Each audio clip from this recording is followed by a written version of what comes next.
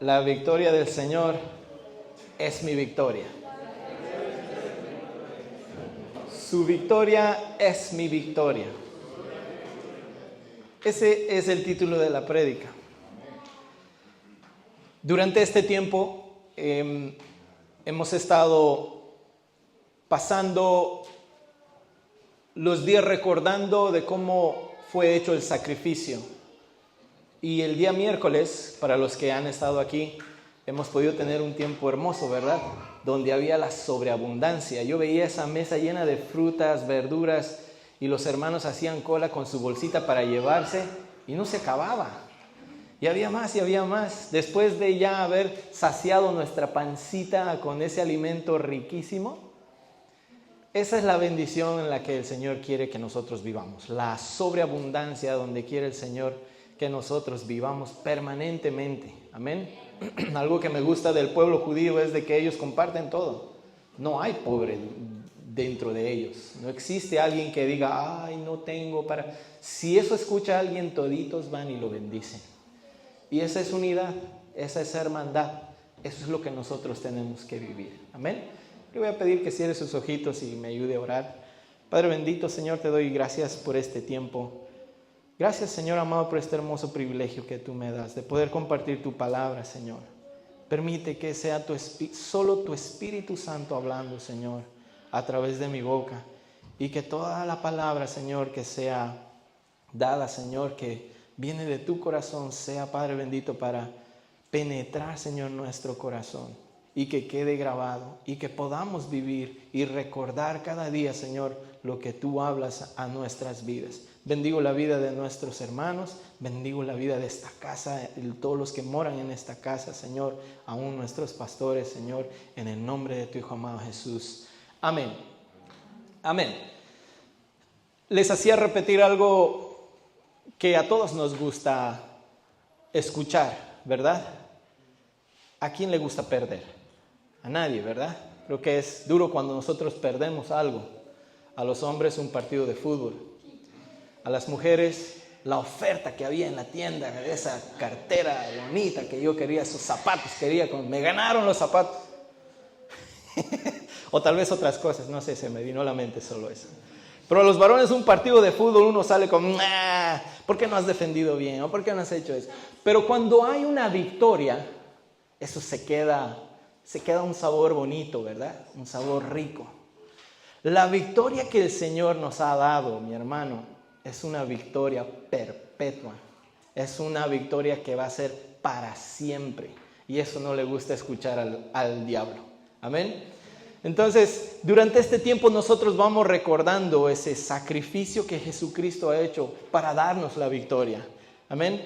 Y hay una diferencia que nosotros hablamos acerca de los judíos, del tiempo que ellos estaban siendo libertos de la esclavitud de Egipto, que ellos tenían un mandato y era de buscar a un corderito que tenía sus especificaciones. No era cualquier animal, sino era un corderito con especificaciones de 1 año, macho, limpio, no tenía que tener manchas, tenía que estar puro y además tenían que cuidarlo por 4 días. El pueblo de Israel tenía que ir y buscar ese corderito, ¿verdad? A comparación de nosotros los cristianos, tú y yo al día de hoy, el cordero que va a traer libertad, que ha traído libertad a nuestras vidas, que ha traído sanidad, que ha traído libertad del pecado, ese cordero ha venido a buscarnos a nosotros. Jesucristo ha venido por nosotros. Dice la palabra que Él se despojó de su reino para venir a hacerse hombre, humano, piel y hueso, carne y hueso como tú y yo, y a venir a padecer dolor y a vivir entre medio de nosotros siendo Dios. Él se despojó de todo eso y se hizo Él un cordero para poder morir por nuestros pecados, para podernos dar la libertad. Él fue el que escogió venir para darnos libertad. La gran diferencia entre los judíos y nosotros no tuvimos que ir a preocuparnos a buscar ese corderito como lo hacían en los tiempos antiguos, sino que el cordero vino a nosotros por su amor perfecto. Amén. Esta semana seguramente todos de nosotros hemos visto fotos, videos de cómo Jesucristo ha sido golpeado, maltratado, de cómo ha sido traicionado, de cómo Jesucristo ha sido abandonado por sus discípulos, de cómo Jesucristo ha sido crucificado injustamente. Y tal vez las imágenes que nosotros tenemos es de un rostro completamente lleno de heridas, golpes, ensangrentado, la túnica que él vestía totalmente rota, manchada, un Jesús cansado con una cruz en los brazos y al final un Jesucristo muerto. Porque hay personas que dicen, no, Jesucristo no murió. Jesucristo sí murió. Él tuvo que pasar por esto. Él sí ha muerto. Y ver estas imágenes, sinceramente, es algo muy doloroso. Nosotros como cristianos que valoramos ese sacrificio, nosotros como hijos de Dios sabemos y conocemos que Jesucristo, quien es el que está sentado a la diestra del Padre, Dios Todopoderoso, ha venido a sufrir esto que nosotros teníamos que sufrir. Aquel precio que nosotros teníamos que pagar, Él lo ha venido a pagar por nosotros. Nos duele ver este tipo de imágenes. Yo no sé si ustedes han visto la película esta, La Pasión de Cristo. La primera vez que yo vi esta película, yo la vi con lágrimas. Y seguramente muchos de ustedes también. Y se asemeja en algo. No es realmente lo que Él padeció, se asemeja en algo. Pero lo que Él padeció fue mucho más duro de lo que se puede ver en la película. Y duele.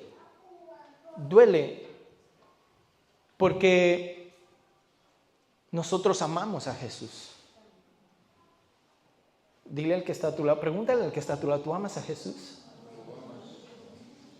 Cuando tú amas a una persona y ves que la persona está sufriendo, te duele. Y quieres hacer absolutamente todo para poder ayudar, para poder estar ahí presente, para poder apoyar, para poder ayudarle a salir de esa tempestad, dificultad, enfermedad, cual sea la situación. Cuando tú estás al lado de alguien que tú amas, vas a intentar ayudar para que pueda salir pronto de esa situación. Nosotros como hijos de Dios, nos hubiera gustado estar ahí tal vez como para poder no atajar los golpes, no de gritar alto, alto, no lo hagan, no saben lo que están haciendo. O tal vez como aquel varón que vino e intentó ayudar y se cargó la cruz para poder ayudar cuando ya veía a Jesucristo que ya no podía más. Tal vez esa podía haber sido tu reacción al ver cómo un Jesús estaba siendo maltratado. Pero hay algo tan hermoso que Él dijo antes de morir, antes de padecer, antes de pasar por este tiempo difícil. Y quiero ir a mi primer versículo, dice la palabra en Juan 11:25, le dijo Jesús, yo soy la resurrección y la vida. El que cree en mí, aunque esté muerto, vivirá. Qué poderoso, qué autoridad, qué soberanía, qué magnificencia que alguien pueda decir esto con toda la autoridad de decir, yo soy la resurrección, yo soy la vida. Que no solamente se está añadiendo cosas, sino también nos está dando algo que nosotros necesitamos. Dice, y el que cree en mí, aunque esté muerto, vivirá. Nos hace falta solamente creer para que nosotros podamos tener vida eterna. Creer en que Él pagó el precio. Creer que Él fue el que resucitó. Creer que Él es en quien nosotros tenemos vida. Amén. Solo este versículo, mi hermano, puede envolver tanta riqueza cuando nosotros realmente entendemos a lo que Él se refería. Esto Él lo dijo antes de morir. Y nosotros tenemos que a veces meternos en la palabra, y a veces llegamos a versículos como estos que dices, qué bonito, sí, este versículo lo voy a poner en mi muro y lo voy a compartir para otras personas, pero ni siquiera le hemos entendido lo que Él realmente quería decir. Y aquí está la riqueza que todos nosotros buscamos. ¿Cuántos quieren tener una vida eterna? Y a veces somos incrédulos. Y al ser incrédulos, nosotros no recibimos de esta bendición. Porque solo hace falta creer en Él. Amén. Solo alguien que pudo vencer a la muerte de una manera tan majestuosa como para poder venir y permitirse pasar tanto dolor. 3 cosas que yo rescato mucho de esto, que el Señor sintió incluso antes de decidir y decir, yo voy a ir a la tierra para dar salvación a mis pequeñitos, a mis hermanos.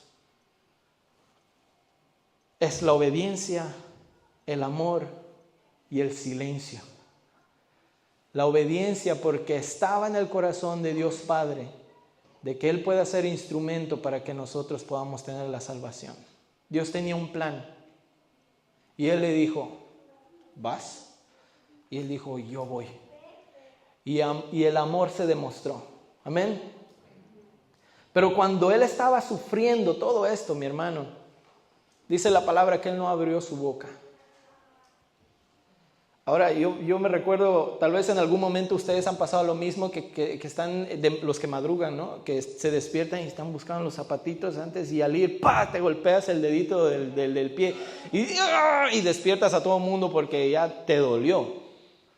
Ahora, nosotros ahí abrimos la boca, aunque sea para decir, ¡ouch!, ¿verdad?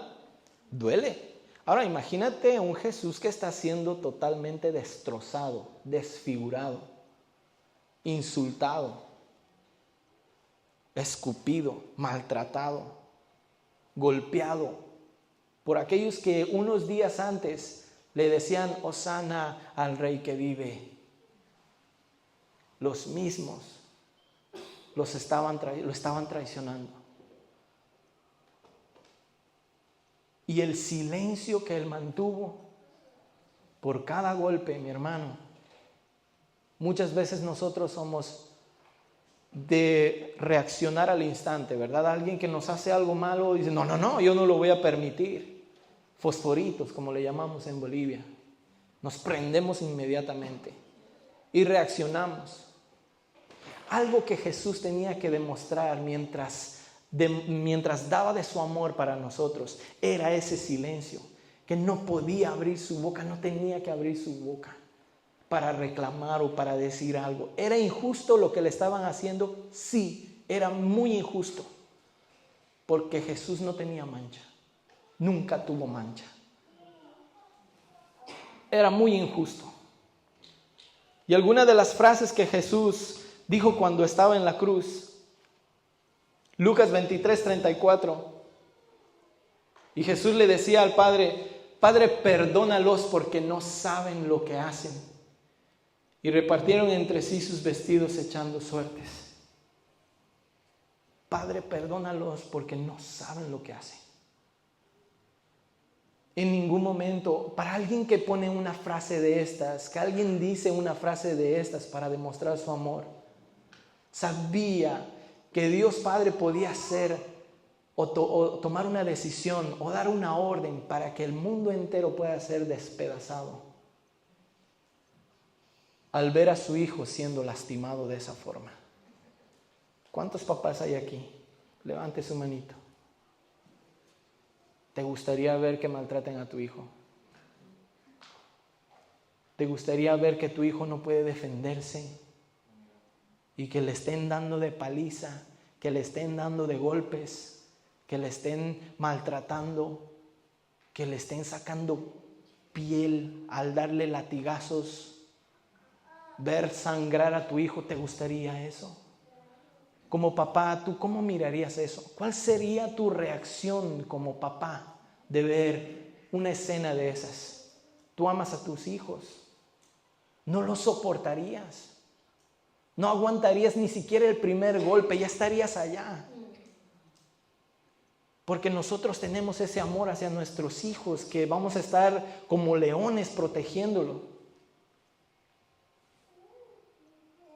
Y Jesús sabía que Dios podía haber hecho algo.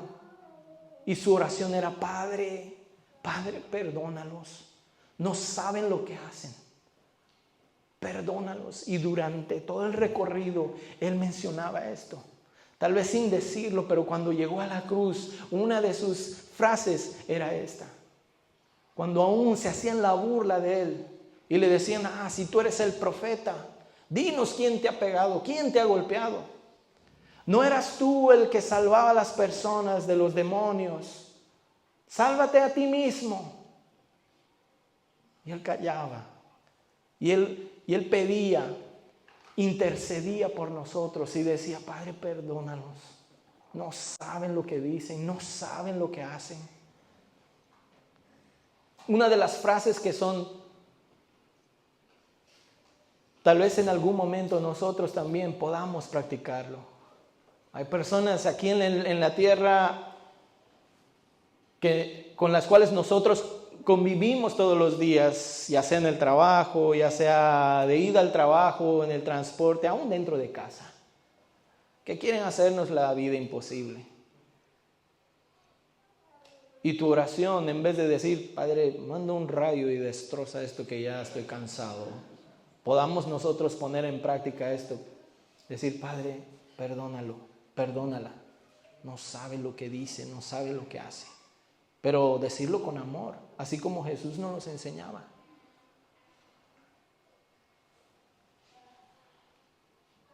Ningún padre soportaría algo tan fuerte, un maltrato tan fuerte a sus hijos. Amén. Otra de las frases que Jesús decía, quiero ir a Mateo 27:46, dice: como a las 3 de la tarde Jesús gritó con fuerza: Elí, Elí, lama sabactani, que significa: Dios mío, ¿por qué me has desamparado? Dios mío, ¿por qué me has desamparado? En otra versión dice: Padre, ¿por qué me has abandonado? ¿Por qué me has abandonado? Él, que tenía constante comunión con el Padre, que su comunicación con Él era de mañanita irse a buscar de la presencia del Señor en oración. Y no era el tipo de oración que nosotros tenemos, de buenos días, Señor, gracias por este día, un día más, bendíceme, cuídame, protégeme, amén. No, Él tenía una real comunicación con Dios Padre. Amén. Pero en algún momento esto se tuvo que cortar para que Él pueda clamar de esta forma y decir: Dios mío, ¿por qué me has abandonado? Jesús, en ese momento, Él sintió el distanciamiento del Padre por causa del pecado que Él nunca cometió. Pero por el pecado de Adán y Eva, la humanidad ya no tenía el acceso directo al Padre. Cuando Adán, y esto va hasta muchos años atrás, cuando Adán y Eva cometieron el pecado de desobediencia, hubo un distanciamiento entre el Padre y la humanidad. Ya no podíamos ir directamente al Padre. Ya no podíamos tener una comunicación directa con el Padre. Por eso es que se necesitaba el corderito. Por eso es que se necesitaba que alguien llegara delante de la presencia de Dios para saber si el Señor iba a perdonar nuestros pecados. No cualquiera podía tener la palabra del Señor como tú y yo lo tenemos hoy día. No cualquiera podía tener la libertad de poder comunicarse con Dios y saber y sentir que Él responde en nuestras oraciones, sino hasta que Jesús vino. Cuando Jesús vino a romper esa distancia que tenía la humanidad con el Padre. Juan 19:30 dice la palabra: cuando Jesús hubo tomado el vinagre, dijo: consumado es. Y habiendo inclinado la cabeza, entregó el Espíritu. Consumado es. Para nosotros esto significaría así como misión cumplida. El plan de Dios se ha cumplido al pie de la letra. Dios ha sido obediente en todo lo que se le ha mandado hacer. Y gracias a eso, hay algo que a nosotros nos limitaba a llegar delante de la presencia de Dios. Y esto estaba para nosotros, era como el velo, que era el límite que nosotros teníamos con la presencia de Dios. Cuando Jesús dijo: consumado es, hasta ahí Él había hecho completamente todo. Y dice Él entregó el Espíritu. Inmediatamente pasó algo. ¿Saben qué? ¿Qué es lo que pasó? Marcos 15:38 dice: entonces el velo del templo se rasgó en dos, de arriba a abajo. Si hubiera sido obra humana, hubiera sido de abajo para arriba. Pero ¿quién rompió el velo para que nosotros tengamos esa comunicación directa al Padre? Fue el mismo Padre, porque su Hijo fue obediente, porque Él cumplió a cabalidad su palabra. Todo lo que los profetas habían dicho y todo lo que ya estaba escrito años, miles de años atrás, se había cumplido al pie de la letra. Jesucristo fue obediente, y cuando Él expiró y entregó el Espíritu, el velo se rompió de arriba a abajo. Y gracias a eso nosotros hoy en día tenemos comunicación directa con el Padre. Ahora tú y yo podemos clamar a Dios y saber, sentir de que Él te está escuchando. Él te va a responder tus oraciones. Que puedes ver el rostro de Dios porque Él vive en ti. Porque ya no hay nada que pueda limitarte. Que ya no hay nada que te pueda separar. Jesucristo es el puente. Jesucristo es quien Él ha permitido que nosotros podamos tener acceso al Padre. A partir de ahí, esto fue lo que pasó aquí en la tierra. Pero había algo aún más poderoso que estaba por acontecer una vez que Él expiró. Y es cuando Jesús entra al infierno. Muchos de nosotros no conocemos esta historia. Pero yo me imagino a un Jesús, después de decir: consumado es. Después de decir: se acabó, ya está el trabajo hecho aquí en la tierra. E irse para adentro, para donde está el Hades, donde está Satanás, a poderlo mirar cara a cara. Ustedes saben que Jesucristo es un ser radiante. Donde estaba Jesucristo había paz. Donde estaba Jesucristo había luz. Donde estaba Jesucristo las tinieblas huían. Donde estaba Jesucristo los demonios corrían. Para los demonios Jesucristo era como una tormenta. Ellos se atormentaban solamente de sentir su presencia. ¿Se imaginan cuando Él entró al infierno? Cómo los demonios empezaban a chillar, a gritar, a escapar, a desesperarse porque la luz, porque la victoria, porque el Rey de Reyes, porque aquel que había vencido la muerte estaba cara a cara delante de aquel que había tenido por muchos años la muerte para nosotros, para ti y para mí. Y cuando Jesús entró, después de haber sido obediente,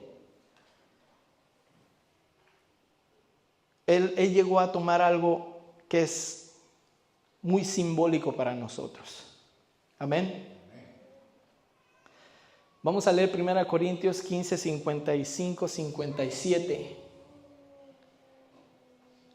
Y me gusta leer esto porque la palabra dice: ¿dónde está, oh muerte, tu aguijón? ¿Dónde, oh sepulcro, tu victoria? Ya que el aguijón de la muerte es el pecado, y el poder del pecado, la ley.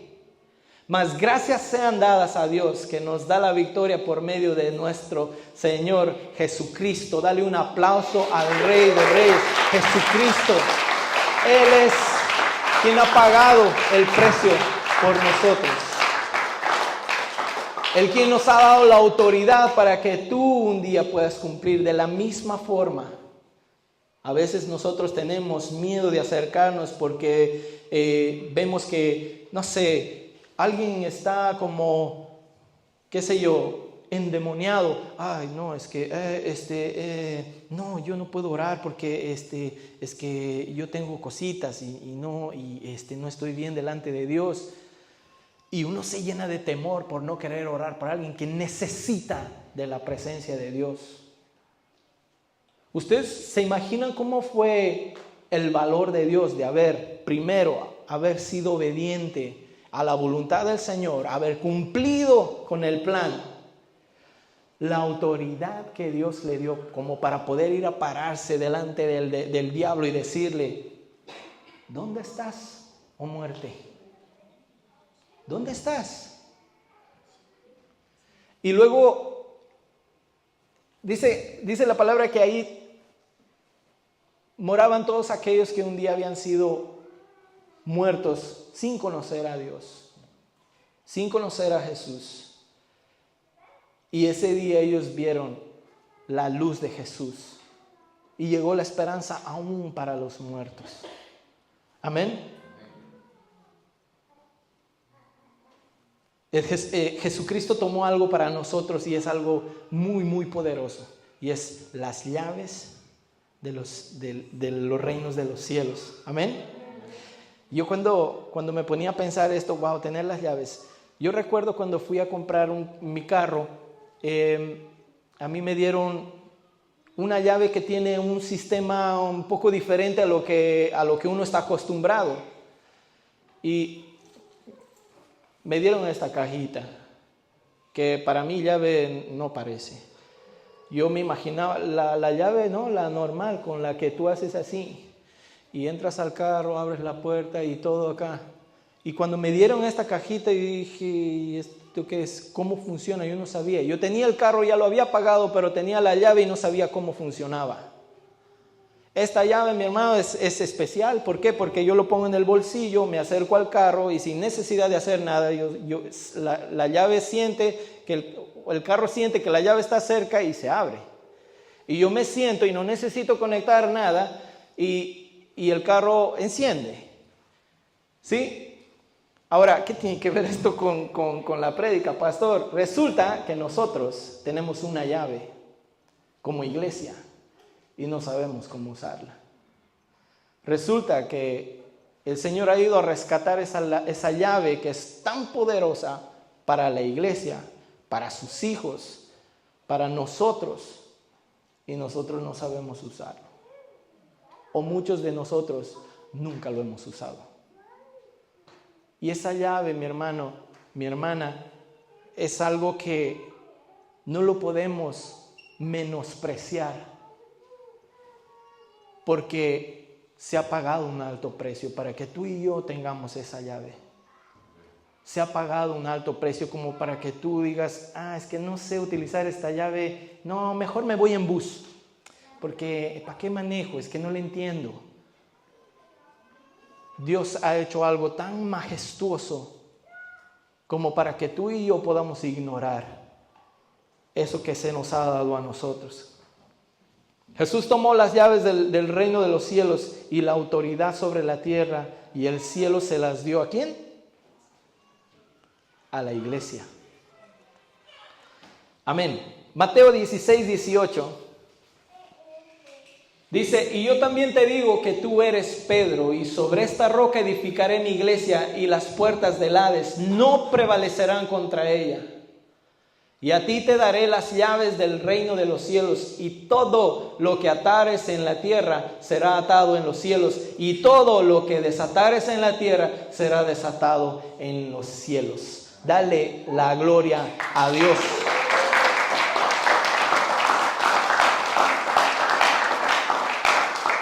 Esa es la llave que el Señor te ha dado a ti. Como iglesia nosotros tenemos que estar atentos, porque hay cosas que nosotros tenemos que desatarlas desde el cielo para que se desaten aquí en la tierra.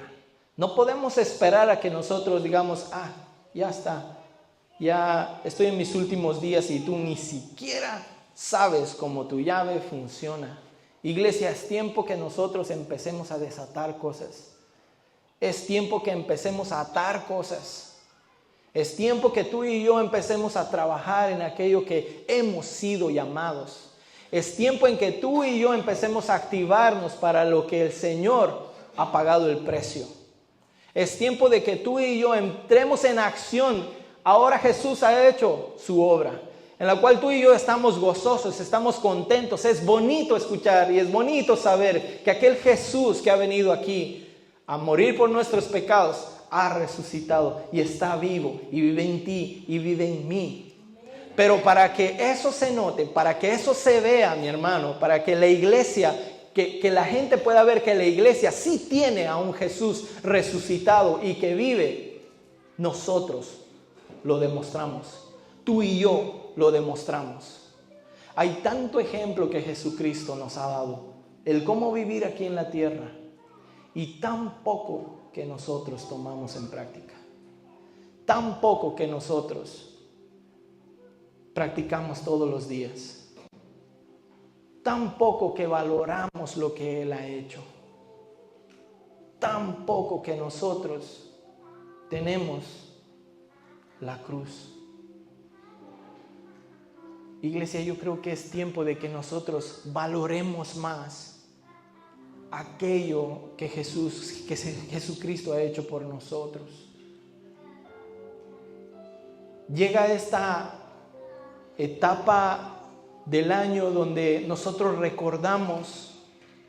¿Y qué hay si ya no recordamos de la misma forma? ¿Y qué hay si empezamos a recordar de una manera más fuerte? De una manera más eficaz, donde tú y yo nos ponemos en acción a hacer lo que Jesús nos ha mandado. Ustedes saben lo que estaba en el corazón de Jesús antes de morir. Y aún después de morir, cuando Él resucitó, Él dijo, id y predicar a las naciones, id y hacer discípulos. ¿Cuántos somos obedientes a eso? Tenemos la llave, tenemos la autoridad, tenemos la vida eterna. Él ha luchado por nosotros, Él ha vencido por nosotros. Él se ha glorificado en nosotros para que tú y yo permanezcamos sentaditos, para que tú y yo no valoremos ese sacrificio que se ha hecho. Yo me imagino a un Dios Padre viendo cómo fue lastimado. Y seguramente en algún momento Dios dijo, yo ya no quiero ver esto. No lo soporto. Él no se merecía eso. Y tal vez tuvo que esconder su rostro. Y es ahí cuando Jesús dijo, ¿por qué me has abandonado? ¿Por qué me has abandonado? Un padre nunca va a querer ver a su hijo siendo lastimado de esta forma. Tenemos que valorar más, iglesia. Tenemos que empezar a ponernos en acción a lo que Jesucristo ha venido a pagar por nosotros. Hay un precio alto que ha pagado por ti y por mí. Estoy seguro que tú como iglesia puedes hacer algo más. ¿Quién te ha limitado? ¿Quién te ha dicho que tú eres menos? ¿Quién te ha dicho que tú tienes límites? ¿Quién te ha dicho que tú no puedes? ¿Quién te ha detenido a hacer lo que el Señor te ha mandado a hacer? ¿Por qué te has detenido? Yo no sé, iglesia, si el Señor está hablando contigo hoy día, si está tocando realmente tu corazón. Pero ese precio ya ha sido pagado. Y vamos a valorarlo. Hay que valorarlo más. Tú y yo tenemos esa llave. La llave del reino de los cielos. La forma que podemos demostrar al mundo, aparte de buscar su palabra, vivir su palabra, que su palabra es viva y eficaz, es siguiendo sus pasos. Él nos ha dado un claro ejemplo de cómo vivir en esta tierra, buscando la santidad, agradando al Padre, tocando su corazón, buscando más de su presencia. Yo no sé si tú estás dispuesto a vivir por Él, a vivir para Él, pero Él sí estuvo dispuesto siempre a morir por ti y por mí. Y lo más maravilloso de todo esto, y yo voy a pedir a los muchachos de la alabanza para que puedan pasar, lo más maravilloso de todo esto es que saber que Jesucristo tuvo su venganza. Jesucristo tuvo como pararse nuevamente. Y yo me imagino cómo fue el recibimiento de Jesús allá en los cielos. Qué fiesta tremenda. Qué alegría, qué gozo de saber que aquel que había sido mandado para hacer esa tarea tan difícil que ninguno de nosotros podía haber sido capaz de hacer o soportar, Él lo cumplió. Y cuando llegó al cielo, ¿se imaginan ese rugir de los ángeles cantando, adorando, alabando a aquel que fue digno? Aquel que es digno de toda gloria y toda honra. Aquel que va a ser alabado y exaltado por los siglos de los siglos. Se imagina, así como en algún momento nosotros hemos entrado a darle la gloria sin parar, a seguirle aplaudiendo, a seguir exaltando su nombre. Tal vez algo parecido y mucho más fuerte ahí en el cielo, por aquello que Él había hecho.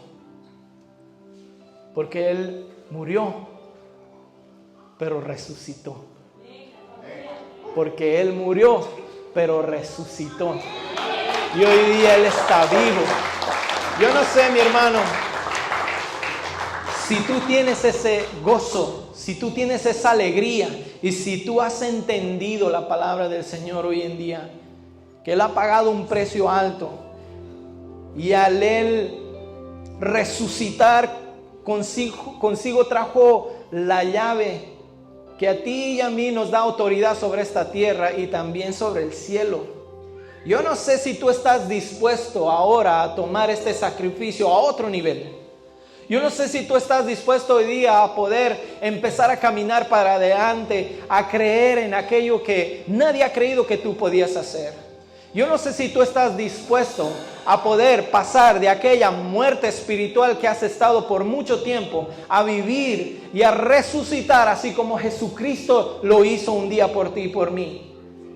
Yo no sé si estás dispuesto, pero estoy seguro que es algo que hay dentro del corazón de Jesús, que a Él le gustaría verte tú en otra dimensión, haciendo cosas que jamás te has imaginado, a dar tu vida por Él que dio su vida por nosotros. Yo te voy a pedir que te pongas de pie. Hay algo que nosotros hacemos todos los domingos y es gozarnos en su presencia. Pero hoy día hay una razón mayor por la cual nosotros tenemos que realmente gozarnos. Ahora sí, yo le voy a pedir, mi hermano, quite esa vergüenza a un ladito.